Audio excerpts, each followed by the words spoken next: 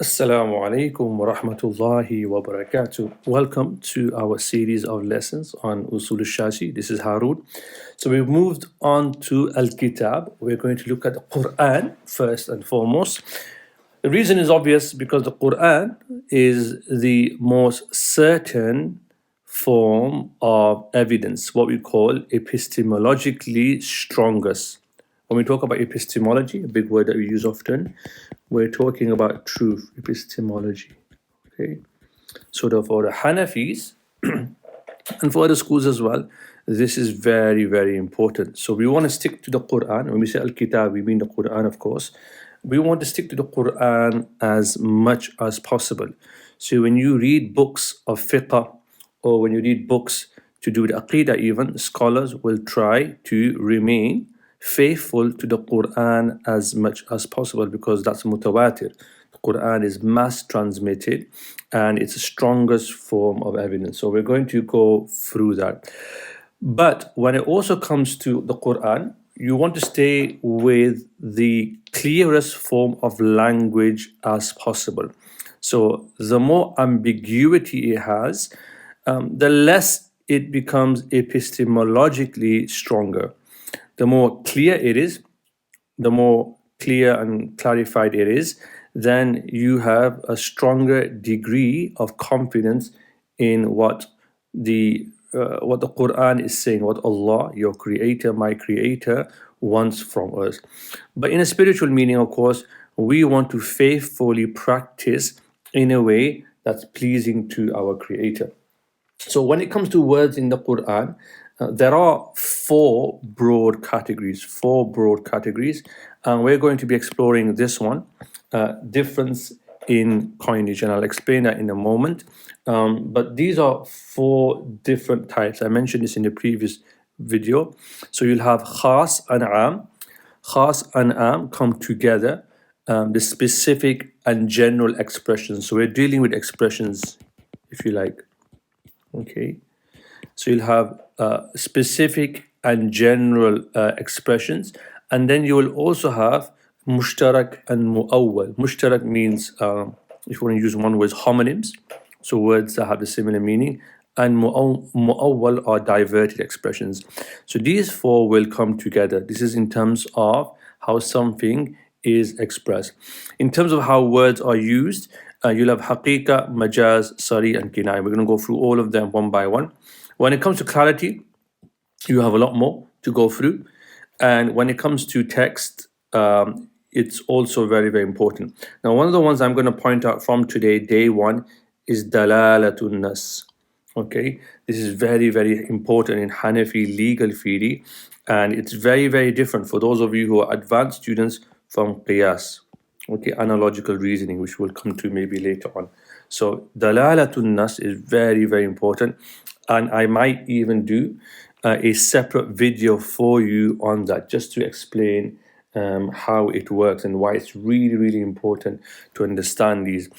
All of this, in summary, is our way of sticking to the literal text of the Quran. We are literalists in some ways. We are literalists. We are trying to stick to the literal word of the Quran. In a separate video, I'll also talk about how we are Salafis. What I mean by that is not in a modern term. What I mean by that is we try to maintain fidelity to the early Muslim community. Okay? And in particular, the jurists, what we call the fuqaha, amongst the companions and so forth as well. So there is a Salafism in the Hanafi mazhab in that we try to maintain as much as we can to the words of the Quran, but also the practice, what we call praxis, for one of a better word, praxis of the early Muslim community, because they are a window in for us into the practice for the Prophet sallallahu alaihi wasallam. So this is very, very important to bear in mind. All right, so let's just move on to what I want to talk about today, inshallah ta'ala.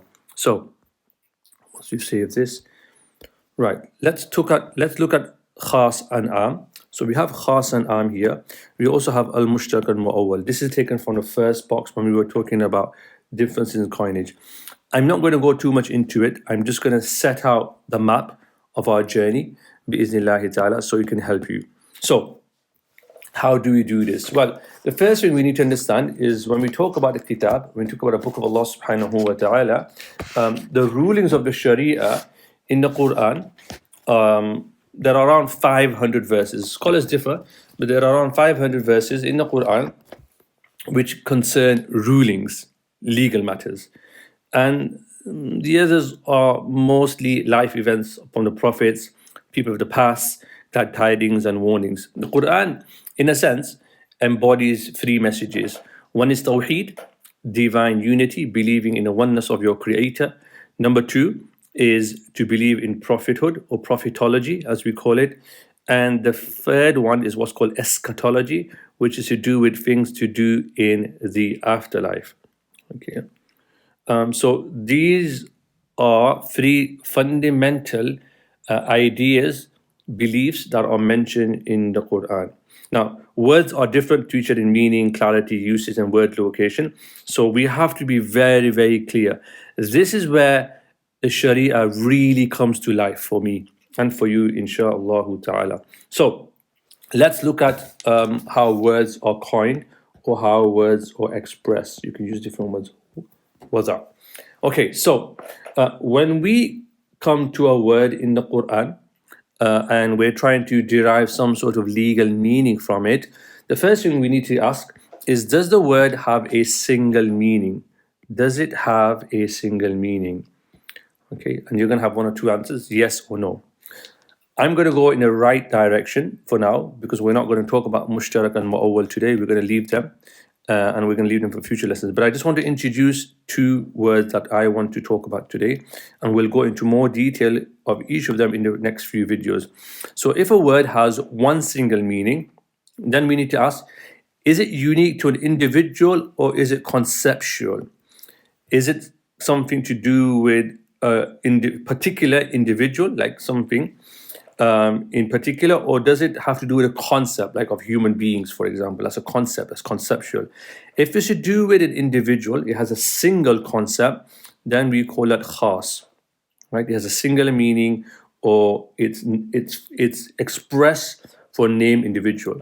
This gives you then, legally speaking, a strong form of evidence. This is one of the strongest forms of evidence because you know exactly what the word is expressed for. It comes to your mind straight away. You know who is being spoken about or what is being spoken about. And so therefore, these words have legal implications. In other words, wujubul amal. You have to act upon it because it's clear. There's no way out. And so there are consequences. So if the word has a singular meaning, it becomes khas, or it's for a named individual, it becomes khas, it's specific. However, if it's for a group of individuals, there's a little bit more ambiguity, only slightly.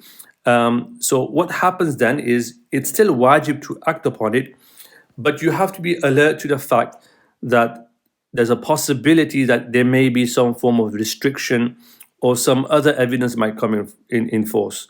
So what we do here is we do wujub al-amal ma'al ihtimal. So it's wajib to act upon it, but you have to be aware that there may be some other considerations which I will talk about. So to summarize here so far, khas is for a specific meaning or a specific named individual. You have to act upon it. Am is for a specific group of individuals. There's a possibility that there may be exceptions, for example, to the rule. And so therefore, it's still wajib to act upon it, but there's a possibility that there may be some sort of restriction, which we'll show through examples.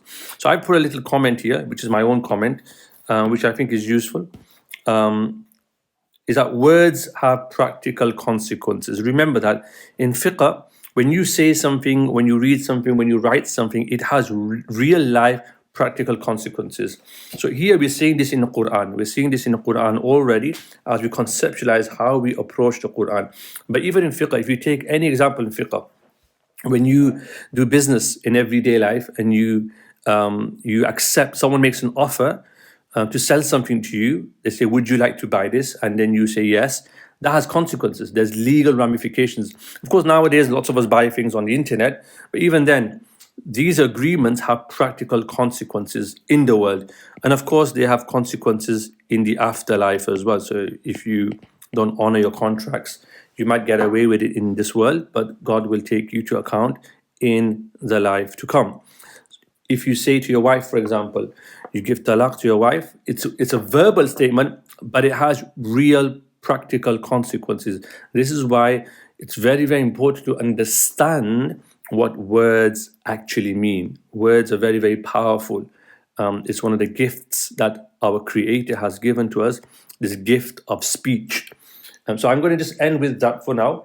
And in the next video, I'm going to be talking a lot more, inshallah, with you on khas. We're going to be breaking it down.